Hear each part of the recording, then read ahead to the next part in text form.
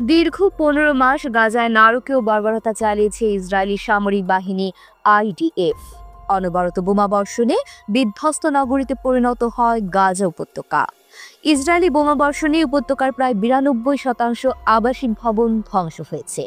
বার্তা সংস্থা রয়টার্সের এক প্রতিবেদনে এ তথ্য জানায়। দীর্ঘ আগ্রাসনের পর গাজায় যুদ্ধবিরতিতে সম্মত হয়েছে ইসরায়েল ও ফিলিস্তিনের স্বাধীনতাকামী সশস্ত্র সংগঠন হামাস। রয়টার্সের প্রতিবেদনে বলা হয়, এই সময়ে ৪৬,০০০-এর বেশি ফিলিস্তিনিকে হত্যা করেছে তারা। নিহতদের অধিকাংশই নারী ও শিশু। এছাড়া আহত হয়েছে ১,১০,০০০-এর বেশি ফিলিস্তিনি। ২০২৩ সালের ৭ অক্টোবর থেকে ফিলিস্তিনের অবরুদ্ধ গাজায় বর্বরোচিত হামলা শুরু করে ইসরায়েল। হামাস নির্মূলের নামে এই হামলায় হতাহতের শিকার হয় উপত্যকার নিরীহ ফিলিস্তিনিরা।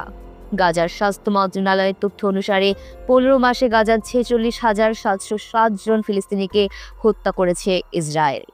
নিহতদের ২/৩ নারী ও শিশু। একই সময়ে ইসরায়েলি তাণ্ডবে আহত হয়েছে উপত্যকার ১,১০,২৬৫ বাসিন্দা। অনেকে চিরতরে হারিয়েছে হাত পা সহ শরীরের বিভিন্ন অঙ্গ। আর ধ্বংসস্তূপের নিচে চাপা পড়েছে প্রায় ১১,০০০ ফিলিস্তিনি।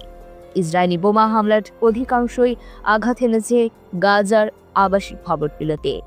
ক্ষতিগ্রস্ত বা ধ্বংস হওয়া বাড়িঘর ৪,৩৬,০০০, যা উপত্যকার মোট বাড়িঘরের প্রায় ৯২%। ধর্মীয় স্থাপনার পাশাপাশি ইসরায়েলি বাহিনীর অন্যতম লক্ষ্যবস্তু ছিল গাজার স্বাস্থ্য খাত। ৬৫০ স্বাস্থ্য অবকাঠামো হামলা চালিয়েছে তারা। ৬৫০ অবকাঠামোতে হামলা চালিয়েছে তারা। এসব হামলায় নিহত হয়েছেন ১,০০০-এর বেশি স্বাস্থ্যকর্মী। গাজার শিক্ষা খাতকেও ধ্বংস করে দিয়েছে ইসরায়েল।